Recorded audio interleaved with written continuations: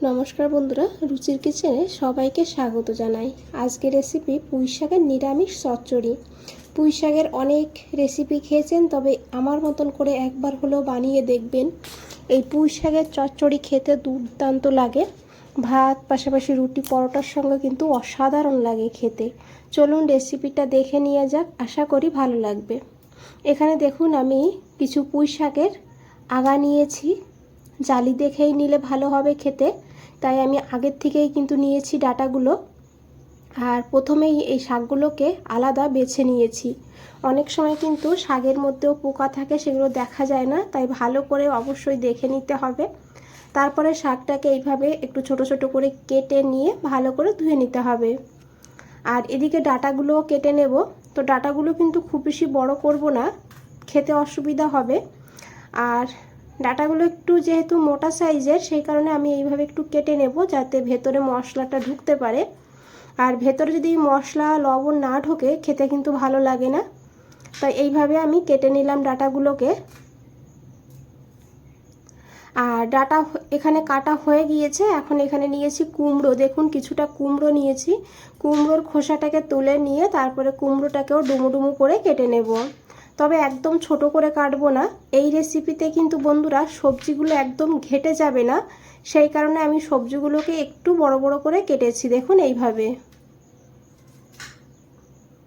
এরই সঙ্গে বড় সাইজের একটা আলু নিয়েছি। আলুটাকেও কিন্তু কুমড়োর মতন করে কেটে নেব। রেসিপিটা বন্ধুরা খুবই সহজ আর সিম্পল, তবে একবার হলেও এইভাবে বানিয়ে দেখবেন, খেতে কিন্তু দুর্দান্ত হয়। তো দেখুন সবজিগুলো আমি কেটে নিয়েছি। এখন সবজিগুলোকে খুব ভালো করে ধুয়ে একটা প্লেটে নিয়েছি। আর এই সবজির সঙ্গে আমি দুটো বেগুন কেটে নিয়েছি, দেখুন বন্ধুরা এইভাবে। আর এখানে দেখুন আমি শাকগুলোকে আলাদা রেখেছি। আর এদিকে একটা কড়াইতে দিয়েছি 2 চামচ সর্ষের তেল। রান্নাটা আমি সর্ষের তেলে করেছি, আপনারা চাইলে সাদা তেলেও করতে পারবেন। দিয়ে দিয়েছি কিছুটা বিউলির ডালের বড়ি। বড়ির পরিমাণ আপনারা বাড়িয়ে কমিয়ে নিতে পারেন, তবে বড়ি যদি দিতে না চান নাও দিতে পারেন। তো এখানে আমি কিছু বড়ি দিয়ে এইভাবে মিডিয়াম ফ্লেমে একটু লাল লাল করে ভেজে নেব। বন্ধুরা এখানে বড়ি ভাজা হয়ে গিয়েছে, এখন এই বড়িগুলো তুলে নিতে হবে।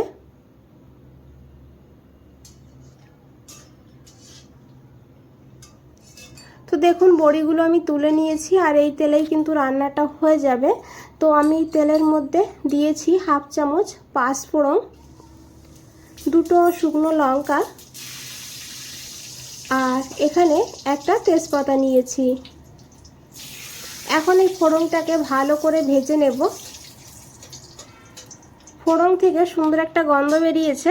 এখন এখানে দিয়ে দিতে হবে আলুগুলো।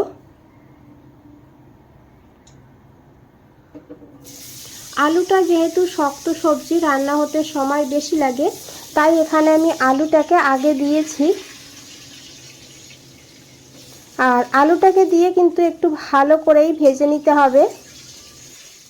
তো দেখুন বন্ধুরা এইভাবে আলুটাকে ভেজে নিতে হবে একটু লাল করেই, কারণ আলুর কিন্তু রান্না হতে সময় বেশি লাগে সেই কারণে। আর আলুটা যদি একটু ভালো ভাজা হয় তাহলে রেসিপির স্বাদটাও কিন্তু অনেকটা বেড়ে যায়।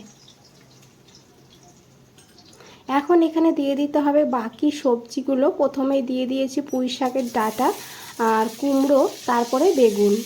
শাকটা কিন্তু এখন দেব না, শাকটা পরে দেব। এখন দিলে একদম কিন্তু গলে যাবে, ঘেটে যাবে, সেই কারণে শাকটাকে একটু পরে দিতে হবে। এখন 2-3 মিনিট ভালো করে সবজিগুলোকে ভেজে নেব। বন্ধুরা রেসিপিটা দেখতে থাকুন, ভালো লাগবে। আর ভালো লাগলে অবশ্যই একটা লাইক করে দেবেন, চ্যানেলটাকে সাবস্ক্রাইব করে পাশে থাকবেন, কমেন্টসে জানাবেন কেমন লেগেছে।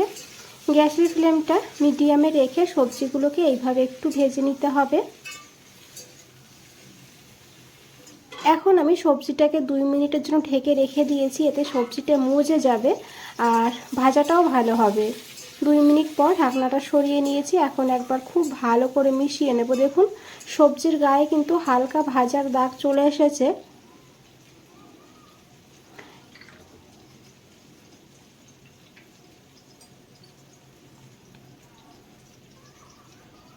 এখন এখানে দিয়েছি হাফ চামচ জিরের গুঁড়ো, আর হাফ চামচ দিয়েছি এখানে হলুদের গুঁড়ো, হাফ চামচ দিয়েছি এখানে লঙ্কার গুঁড়ো।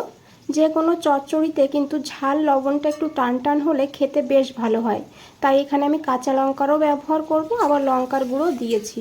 তবে ঝাল আপনারা আপনাদের প্রয়োজন মতন নেবেন এখানে।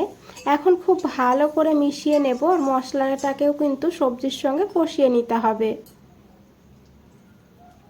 আর মশলাটা পুড়ে যাওয়ার ভয় থাকবে না, কারণ এখানে কিন্তু সবজির থেকে জল বের হবে, সেই জলেই মশলা কষানো হয়ে যাবে। এখানে আমি 2টো কাঁচা লঙ্কা আর হাফ ইঞ্চি আদা একটু জল দিয়ে বেটে দিয়ে দিয়েছি। দিয়ে ভালো করে এখন কষিয়ে নেব 2-3 মিনিট।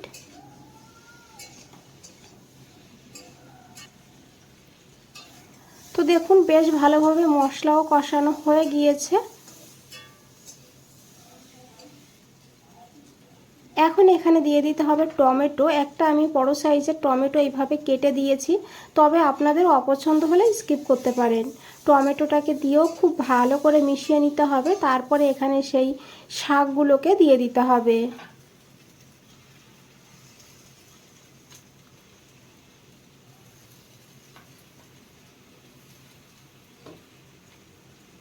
এখন দিয়ে দিয়েছি পরিমাণ মতন লবণ। লবণটা আগে দিলে তাহলে সবজির থেকে আরও জল ছেড়ে দিত, সেই কারণে এই লবণটা কিন্তু এই শাকটা দেওয়ার পরেই দিতে হবে, এতে শাকের থেকেও জল বের হবে, আর সেই জলেই কিন্তু সবজিগুলো সিদ্ধ হয়ে যাবে। এখানে কিন্তু এক্সট্রা জলের ব্যবহার করব না।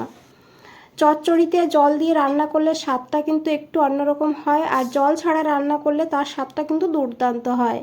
ভালো করে মিশিয়ে নিয়ে ঢাকা দিয়ে 5 মিনিট লো ফ্লেমে রান্না করব। এদিকে দেখুন আলাদা একটা কড়াই নিয়েছি, কড়াইতে দিয়েছি এই চামচের 2 চামচ মুগের ডাল। ডালটাকে আমি ভালো করে পরিষ্কার করে তারপরে দিয়েছি। এখন এই ডালটাকে ভালো করে একটু ভেজে নেব, তবে খেয়াল রাখবেন একদম যেন লাল বা কালো না হয়ে যায়, তখন কিন্তু খেতে ভালো লাগবে না। তাই লো ফ্লেমে এইভাবে হালকা হালকা করে ডালটাকে ভেজে নিতে হবে। এখানে বন্ধুরা ডাল ভাজা হয়ে গিয়েছে। এখন দিয়েছি 1 চামচ পোস্ত। পোস্তটা দিলে স্বাদটা অনেকটাই বেড়ে যাবে, তাই অল্প করে একটু পোস্ত এখানে দিয়ে দেবেন। পোস্তটাকে দিয়ে ভালো করে মিশিয়ে নিয়ে তারপরে এই পোস্ত আর ডালটাকে তুলে নিতে হবে, আর তারপরে ঠান্ডা করে নিতে হবে। দেখুন বন্ধুরা ঠান্ডা হয়ে গিয়েছে। এখন এটাকে মিক্সচার গ্রাইন্ডারের মধ্যে দিয়ে গুঁড়ো করে নিয়েছি এইভাবে। এদিকে 5 মিনিট হয়ে গিয়েছে, ঢাকনাটা সরিয়ে নিয়েছি। দেখুন সাইড থেকে জলও ছেড়ে দিয়েছে, এই জলেই সবজি সিদ্ধ হবে। এখন খুব ভালো করে মিশিয়ে নিতে হবে।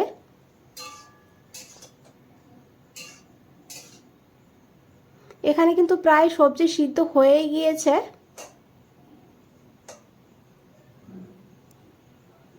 খেতে ভীষণই ভালো হয়, একবার হলেও বানিয়ে দেখবেন বন্ধুরা, তারপরে আমাকে জানাবেন কেমন লেগেছে।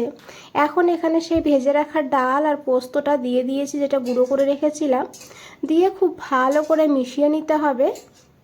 খুব সুন্দর এখানে একটা গন্ধও ছেড়েছে এই সবজির থেকে, আপনারা যখন বানাবেন তখন বুঝতে পারবেন। তারপরে সে ভেজে রাখা বড়ি দিয়ে দিয়েছি। বড়িটা কিন্তু আগের থেকে দিলে নরম হয়ে যেত, তাই খুব বেশি যেন নরম না হয় সেই জন্য আমি বড়িটা পরে দিয়েছি হাফ চামচ চিনি। যেহেতু কুমড়োর নিরামিষ চচ্চড়ি, সেই কারণে অল্প করে চিনি দিলে খেতে ভীষণই ভালো হবে। ভালো করে মিশিয়ে ঢাকা দিয়ে 2 মিনিট লো ফ্লেমে রান্না করে তারপরে গ্যাস বন্ধ করে আরও 2 মিনিট রেখে দিয়েছিলাম। দেখুন বন্ধুরা দেখতে কতটা লোভনীয় লাগছে, খেতেও কিন্তু দুর্দান্ত হয়। বন্ধুরা আজ তাহলে এই পর্যন্তই, ফিরে আসছি নতুন কোনো রেসিপি নিয়ে। ভালো থাকবেন, সুস্থ থাকবেন, সবাইকে অনেক অনেক ধন্যবাদ এত সময় ধৈর্য ধরে রেসিপিটা দেখার জন্য।